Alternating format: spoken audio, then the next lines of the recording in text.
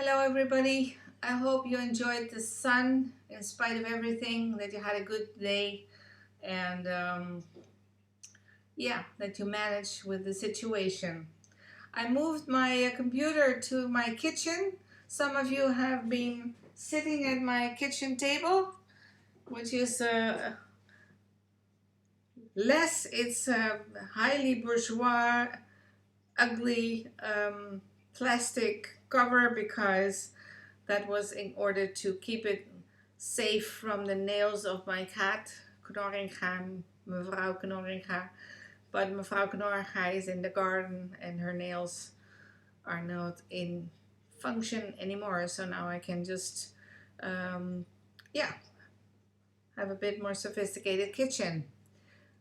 Although when you look at the ceiling, you see that it is work in progress. If somebody knows a very good installator, then please let me know. Anyway, some of you asked me what to do if they are vegan.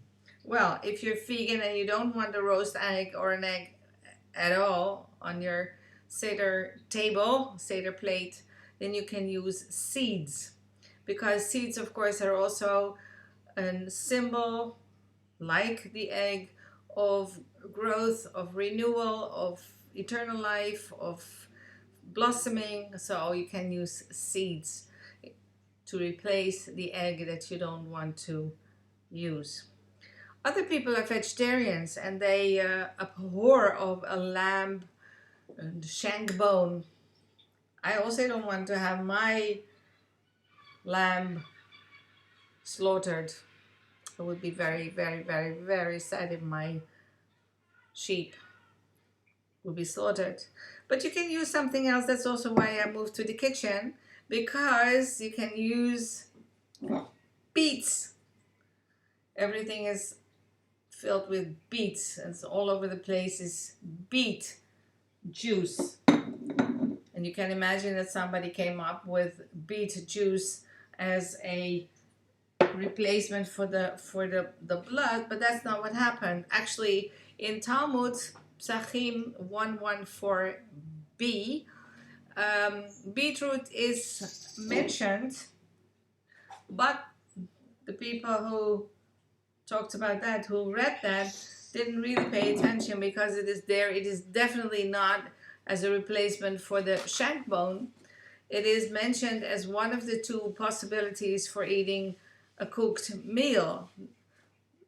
The mitzvah is to have two cooked, how do you say, foodstuffs on the table, and beetroot is one, and rice in that time still, although it cannot be, of course, yeasted or whatever. It cannot have water in it, and so beetroot is one of the things that is mentioned. So you can use a roasted beet, although beetroot, although it is not in the Talmud a replacement for the shank bone, but we can do it, roast it, and then put it on the seder plate instead of the sheep, shank bone of the sheep. Then there's another thing that's very important, and that is the salt. Of course, we have salt water. Actually, putting salt in the water or on other things is work. So be very careful. Put the salt before you put the salt water on the table. Salt is very, very, very important in Judaism. The salt is used in the temple time, because in the prescriptions from how to do the offerings, it says that the offerings cannot be brought without salt. Also, salt was very expensive, although in Eretz Yisrael, of course, because of the Dead Sea, where there's an abundant amount of salt, and the rocks around it are also sometimes salt rocks. Still, salt was a very expensive stuff in ancient times, and it was used as a salary. That's where the word salary comes from. People were paid with salt because salt is considered a foodstuff. and also by the rabbis. They also consider salt a foodstuff. And because when a covenant is made between people, you also have a meal, and the meal also has salt. Sometimes there is talk of a covenant of salt. A very nice thing that I found about salt is that in ancient times the newborn babies were rubbed with salt, which of course is also a very smart thing to do because it kills the bacteria. And well, we don't do that anymore. It's not necessary, but that they had the smartness to rub a child with salt right after its delivery is fine, because also the salt disintegrates the blood. That's also why when we make food kosher, meat kosher, we salt it and we put it in salt water, and then it draws out the blood, and the blood disintegrate right away. Anyway, then another thing that's on our seder plate is an orange. I also spread the legend that somebody was commenting on the news that women were behind the bima to lion or as rabbis, and that somebody, an very orthodox person, was supposed to have said that this is like an orange on the seder plate. But Susanna Heschel, who apparently is in this story, herself said that nobody ever said that to her. Is not what happened.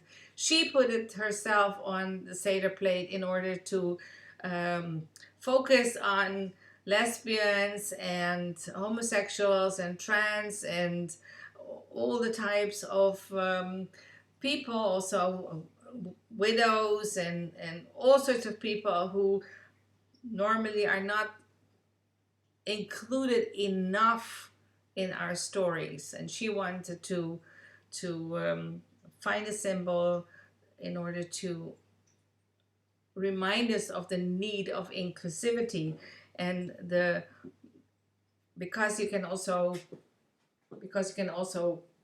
put this, you can give everybody a piece. It is also pieces.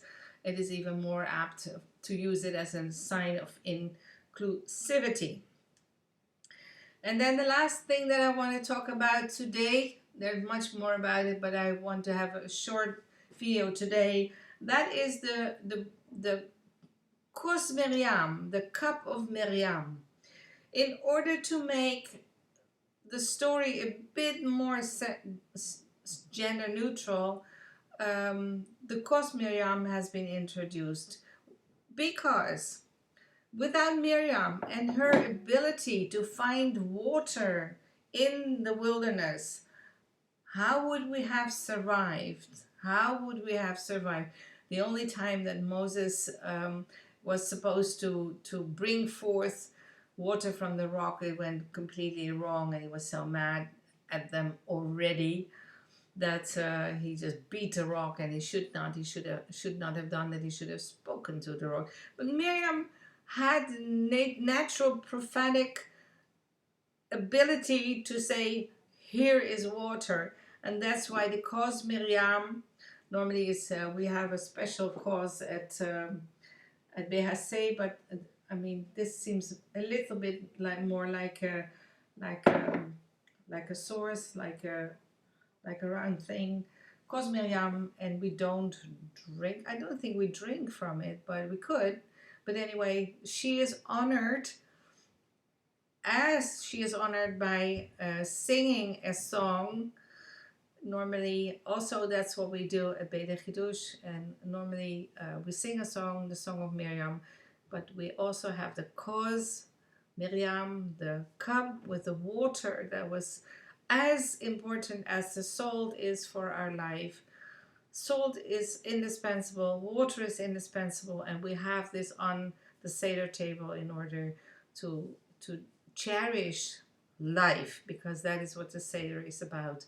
Cherish life.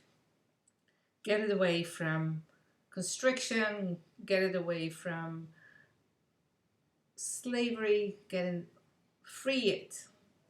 And water, salt, freeze us. Okay, see you tomorrow.